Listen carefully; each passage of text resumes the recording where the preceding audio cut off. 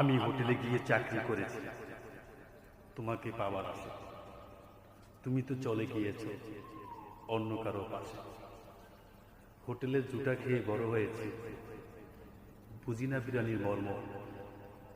কর্ম কথা বলে, এটাই হলো ধর্ম। 20 টাকার বইয়ের দাম দিয়েছি 1000 টাকা।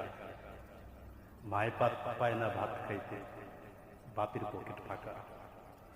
এমন লোকের ছেলেরাই যায় ওই বইগুলা কিনতে, যারা এখনো পারেনি বাবা মাকে চিনতে।